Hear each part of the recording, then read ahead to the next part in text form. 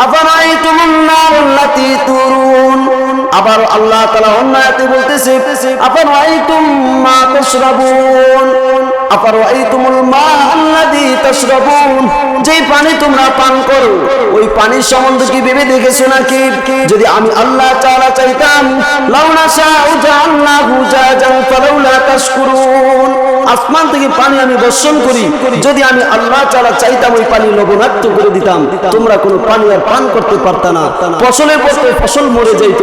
এরকম ভাবে যত গাছ গাছালি থাকতো সমস্ত গাছ গাছালি মরে যাইত, ওই গাছ আর বাঁচত না, তোমার জন্য দুনিয়াতে বসবাস করা কঠিন হয়ে যাইত। এই কথাই আল্লাহ তাআলা বলতেছে জাফারাইতুম মারাম আফারাইতুমুন নারাল্লাতী তুরুন, এবং তোমরা যেই গাছ লাকড়িগুলো আগুনে পোড়াও, খাবারের জন্য যে খাবার তৈরি করে এই গাছ তুমি সৃষ্টি করো না, আমি আল্লাহ তাআলা সৃষ্টি করি। এই জন্য আল্লাহ তাআলা বলতেছে এই যে এত কিছু করতেছি এরপরে ফালাউলা তাশকুরুন, কেন তুমি উপলব্ধি করতেছো না, এখনো কেন শুকরিয়া আদায় করতেছো না, পরকালের কথা মনে করতেছো না? এত কিছু দেওয়ার পরে যেহেতু বান্দা আল্লাহকে ভুলে গিয়েছে, মানুষ নাফরমানি করতেছে, আল্লাহ তাআলার কথা স্মরণ রাখতে পারতেছে না, আল্লাহকে আল্লাহ বলে ডাক দিতেছে না। এই জন্য আল্লাহ তাআলা বলতেছে বান্দা যতই গুনাহ করো, যতই নাফরমানি করো, আমি আল্লাহ তাআলাকে যদি আল্লাহ বলে ডাক দাও, আমি আল্লাহ তাআলার পথে যদি ফিরে আসো, যত নাফরমানি করো না কেন আমি আল্লাহ তাআলা তোমাকে মাফ করে দিব। সুবহানাল্লাহ। আল্লাহ তাআলা এই জন্য বলতেছে লা তাকুনাতু মির রাহমাতিল্লাহ ইন্নাল্লাহা ইয়াগফিরুয যুনুবা জামিআ, যত গুনাহ করো না কেন আমি আল্লাহ তাআলার পথে যদি ফিরে আসো, আমি আল্লাহ তাআলা তোমাদেরকে maaf করে দিব। কিভাবে maaf করব? লা তাকুনাতু মির রাহমাতিল্লাহ, আমি আল্লাহ তাআলার রহমত থেকে নিরাশ হইও না, আল্লাহ তাআলার রহমত থেকে নিরাশ হওয়া যাবে না। লা তাকুনাতু মির রাহমাতিল্লাহ, আল্লাহ তাআলার রহমত থেকে নিরাশ হওয়া যাবে না, কেননা আল্লাহ তাআলা বলতেছে আমি আল্লাহ তাআলা রহমান, গুনাহ করছো আমি আল্লাহ তাআলার দরবারে যদি ফিরে আসো, আমি আল্লাহ তাআলা তোমাকে maaf করে দিব। ওয়ালা তায়াসু মিন রাহমাতিল্লাহ, আমি আল্লাহ তাআলার পথে ফিরে আসো, আমি আল্লাহ তাআলা তোমাকে maaf করে দিব। এইরকম ভাবে বহু নজির আছে যারা গুনাহ করেছে এরপর আল্লাহ তাআলার কাছে তওবা করেছে। এই জন্য ভাইরা আসুন আল্লাহ তাআলার কাছে তওবা করি, আল্লাহ তাআলা আমাদের গুনাহগুলি maaf করে দিবে। যার এরকম বড় বড় ঘটনা আছে, বিশ্ববিখ্যাত মদখোর মালিক ইবনে দিনার বিশ্ববিখ্যাত মদখোর ছিল। সবে বরাতের রাজনীতিতে এরকম মদ পান করতে করতে হঠাৎ ঘুমিয়ে পড়লো। ঘুমের মধ্যে স্বপ্ন দেখতেছে যে বিশাল একটা অজগর সাপ তাকে তাড়া করতেছে। মদ পান করা অবস্থায় ঘুমিয়ে পড়লো। ওই ঘুমের মধ্যে স্বপ্ন দেখতেছে যে তাকে বিশাল একটা অজগর সাপ তাড়া করতেছে। এবার সে দৌড়ানো শুরু করলো, দৌড়াইতে দৌড়াইতে সামনে আগাইতেছে, কিন্তু কাউকে তাকে রক্ষা করতেছে না, কোনো রক্ষা করার মতো কাউকে পাইতেছে না। এইভাবে যখন নাকি কিছুদিন আগে এলো, হঠাৎ করে সামনে দেখে যে একজন বৃদ্ধ লোক লাঠি নিয়ে আসতেছে। ডাক দিয়ে বলে চাচা গো, আমাকে কি পারবেন নি? এই কঠিন একটা অজগর সাপ আমাকে দৌড়াইতেছে, তাড়া করতেছে। এই নীল চক্ষু বিশিষ্ট এক অজগর সাপ, বিশাল দেখুন অজগর সাপ তাড়া করতেছে। চাচা গো একটু পারবেন নি আমাকে কঠিন সময় এই দূর মুহূর্তে আমাকে একটু উদ্ধার করতে? ওই বৃদ্ধ লোক ডাক দেওয়া, বাবা কে রে তুমি? তোমাকে চিনি না, না রক্ষা করতে পারবো না, আমি নিজেই দুর্বল, আমি নিজেই হাঁটতে পারি না, আর এই অজগর সাপ থেকে কিভাবে তোমাকে রক্ষা করব? আমি রক্ষা করতে পারবো না। সামনে গিয়ে দেখো কেউ তোমাকে রক্ষা করতে পারে কিনা, সামনে যাও। মালিক ইবনে দিনার এবার সামনের দিকে দৌড়াইতে শুরু করলেন। সামনে দৌড়াইতে দৌড়াইতে অগ্রসরে দেখতেছে যে আর কোনো যাওয়ার উপায় নেই, সামনে একটা বালাখানা। এবার চিৎকার দিল, কে আসো, আমাকে একটু উদ্ধার করবা, কেউ আসুনি, এই কঠিন সময় আমাকে বিপদ থেকে উদ্ধার করবা। হঠাৎ করে দেখতেছে 6 বছরের একটা নাবালক মেয়ে দৌড়ে তার কোলে আসে উঠে গেল। যখন নাকি ওই মেয়েটা ওই মালিক ইবনে দিনারের কোলে উঠে গেছে, এবার সাপ আর তাড়া করতেছে না, সাপ দাঁড়িয়ে গেল। ওই মেয়েটা ছিল মালিক ইবনে দিনারের একটা মেয়ে, ছোটবেলা মেয়েটা মারা গিয়েছে। এখন দেখতেছে এই মেয়েটা ওই বালাখানা থেকে দৌড়ে এসে বাবার কোলে উঠেছে। মালিক ইবনে দিনার ডাক দিয়ে বলতেছে, মা রে, তুমি কোথা থেকে এসেছো? এই কঠিন মুহূর্তে আমাকে কেউ রক্ষা করতেছে না, আর তুমি কোথায় আসলাম আমি তো কিছুই বুঝতেছি না।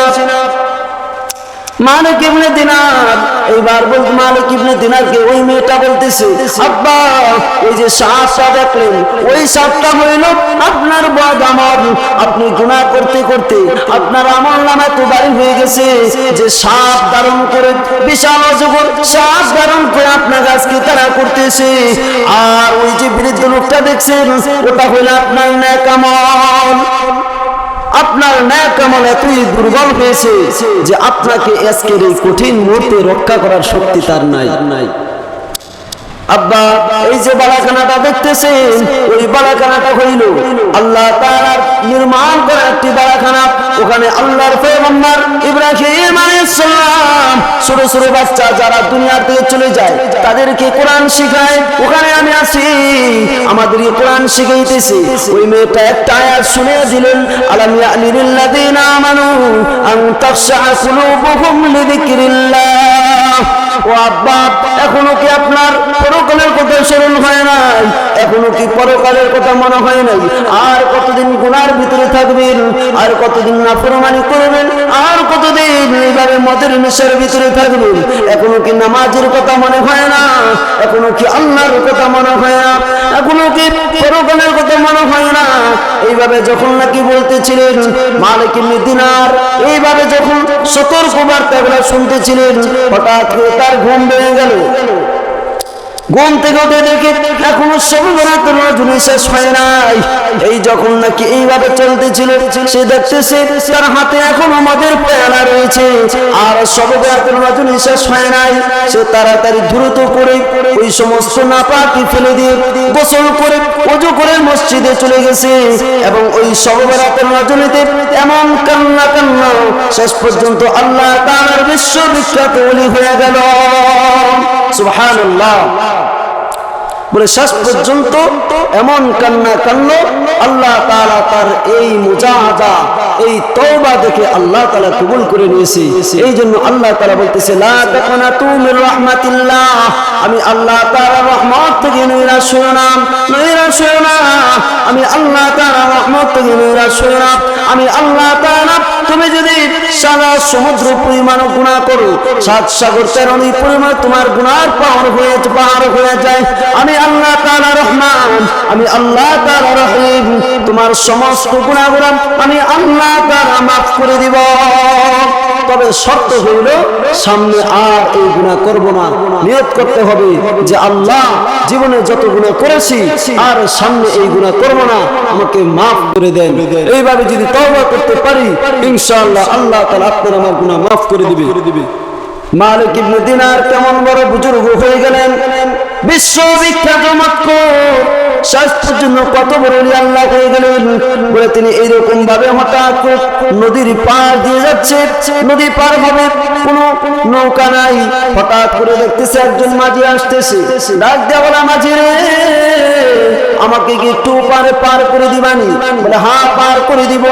এইবার যখন নাকি নৌকা উঠেছে, নৌকার যখন নাকি নদীর মাঝখানে এসেছে, এইবার মাঝি বলতেছে, সকলে আমাকে টাকা দাও, নৌকার ভাড়া দাও।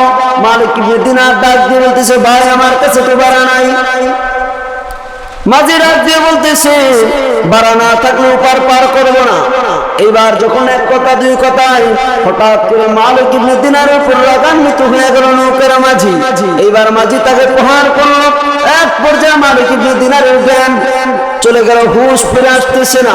কিছুক্ষণ পর যখন নাকি মালিক ইবনে দিনারের হুঁশ ফিরে আসলো, এবার দেখতেছে যে ওই নৌকার চারপাশে মাছ স্বর্ণের মুদ্রা নিয়ে হাজির হয়ে গেছে। সুবহানাল্লাহ। মালিক ইবনে দিনার ডাক দিয়ে বলতেছে, মাঝি রে, কত টাকা লাগবে, কত দিনার লাগবে? ওই যে তোমার চারপাশে হাজির হয়ে গেছে। এইবার নৌকার মাঝি বলতেছে, আয় হায়, কার সাথে বেয়াদবি করলাম, এ তো সাধারণ কোনো মানুষ না। এইবার বলতেছে, আমার কোনো স্বর্ণের মুদ্রার প্রয়োজন নাই, টাকার প্রয়োজন নাই, আমার ও তাকেই প্রয়োজন, যার কারণে এই স্বর্ণ মুদ্রা নিয়ে আমার হাজির হয়েছে। সুবহানাল্লাহ। তবে আল্লাহ তাআলা তাকে এমন ভাবে কবুল করেছে, শেষ পর্যন্ত বিশ্ববিখ্যাত বিখ্যাত আল্লাহর ওলি হয়ে গেল, আল্লাহ তাআলা তাকে তার তওবা কবুল করেছে, কারণ সে দৃঢ় প্রতিজ্ঞা করেছে আর কখনো এই গুনার কাজে যাবে না। এই জন্য আল্লাহ তাআলা বলতেছে ওয়ালা তায়াসু মিন রাহমাতিল্লাহ, আমি আল্লাহ তাআলার দিকে ফিরে আসো, এখনো সময় আছে, তোমার তওবার রাস্তা খোলা আছে। কোন পর্যন্ত খোলা আছে? হাত্তা ইয়াতিয়াকাল ইয়াকিন, মৃত্যু আসার আগ পর্যন্ত তোমার সময় আছে। যদি তুমি তওবা করো আমি আল্লাহ তাআলা তোমাকে মাফ করে দিব। শুধু মাফ করে দিব তাই না, তোমার নামটা জাহান্নাম থেকে কেটে জান্নাতে তোমার নামটা দাখিল করে দিব। সুবহানাল্লাহ। আল্লাহ তাআলা এই জন্য বলতেছে বান্দা তোমাকে আমি অসংখ্য নিয়ামত দান করেছি, এই নিয়ামত পেয়ে যদি তুমি আমি আল্লাহ তাআলাকে স্মরণ করো, আমি আল্লাহ তাআলার হুকুম পালন করো, তোমাকে কত ধরনের নিয়ামত আমি দিয়েছি। তোমার মতো কত ভাই আছে, কত মানুষ আছে ঠিক মতো খাইতে পারে না, চলতে পারে না, তারপরও আমি আল্লাহ তাআলা তোমার রিজিকের ব্যবস্থা করে দিয়েছি, তোমার খাওয়ার ব্যবস্থা করে দিয়েছি, তোমার চলার ব্যবস্থা করে দিয়েছি। তোমার মতো আমি আল্লাহ তাআলার বহু জাতি সৃষ্টি করেছি, কিন্তু তাদেরকে দেই নাই, তোমাকে দিয়েছি। কেন দিয়েছি? এই নাফরমানি করা থেকে বিরত থাকার জন্য। এই জন্য আল্লাহ তাআলা বলতেছে কুতিলাল ইনসানু মা আকফারা, মানুষ কিভাবে আমি আল্লাহ তাআলার সাথে নাফরমানি করে মানুষ ধ্বংস, মানুষ বড়ই নিমুখ হারাম। আমি আল্লাহ তাআলা তার এত কিছুর ব্যবস্থা করলাম, এরপরে আমি আল্লাহ তাআলা তার জন্য রাতের ব্যবস্থা করলাম। ওয়াজআলনান নাহারা মাশা ওয়াজআলনাল লাইলা লিবাসা, আল্লাহ তাআলা বলতেছে ওয়াজআলনান নাহারা মাশা, দিনটা তোমার জন্য আমি করে দিয়েছি আরামদায়ক। কেমন আরামদায়ক? ওই দিনের ভিতরে তুমি কাজ করবা, আলো যদি না থাকে কাজ করবো জায়গা ঘটবে। আবার সারাদিন কষ্ট করার পরে তোমার ভিতরে একটু কষ্ট ক্লেশ আসবে, রাত্রে বিশ্রাম নেবে, রাত্রে যদি বিশ্রাম নিতে না পারো তাহলে আবার দিনে কাজ করতে পারবা না। রাত্রে বিশ্রাম নেওয়ার জন্য তোমার কিছু অন্ধকারের প্রয়োজন আছে, এই জন্য আমি ওয়াজআলনাল লাইলা লিবাসা, রাত্রকে অন্ধকার করে দিয়েছি, এবং তোমার উপরে কিছু ডিম লাইটের প্রয়োজন আছে, এই জন্য আমি তারকা চাঁদ ঠিক করে দিয়েছি, যে তুমি ওই রাতের অন্ধকারের ভিতরে আরাম করে ঘুমাইবা, আবার দিন হলে তোমার জীবিকা উপার্জনের পিছনে ঘুরবা, আর 5 ওয়াক্ত আমি আল্লাহ তাআলার হাজিরা দিবা। সুবহানাল্লাহ। আল্লাহ তাআলা এত নিজাম ঠিক রাখার পরেও আমরা আল্লাহ তাআলার ইবাদত থেকে দূরে রয়েছি। এই জন্য আল্লাহ তাআলা বলতেছে কুতিলাল ইনসানু মা আকফারা, মানুষ বড়ই নিমুখ হারাম, মানুষ ধ্বংস কিভাবে আমি আল্লাহ তাআলার সাথে নাফরমানি করে। তার এরকম প্রত্যেকটা নিজাম আমি ঠিক রেখেছি যাতে সে আমি আল্লাহ তাআলার হুকুম পালন করতে পারে, আমি আল্লাহ তাআলার ইবাদত করতে পারে, আমি আল্লাহ তাআলাকে ডাকতে পারে। এই জন্য আমি আল্লাহ তাআলার জন্য সমস্ত নিজামগুলো ঠিক রেখেছি। সুবহানাল্লাহ। আল্লাহ তাআলা বলতেছে ও বান্দারা আফালা তাখিলুন আফালা তাযাক্কারুন আফালা তাযাক্কারুন, এইভাবে আল্লাহ তাআলা কোরআনের মধ্যে অসংখ্য আয়াত বলতেছে বান্দা তোমার কি এখনো সময় হয় নাই যে আমি আল্লাহ তাআলার পথে ফিরে আসবা, আমি আল্লাহ তাআলার হুকুম পালন করবা, এই নাফরমানি থেকে ফিরে আসবা।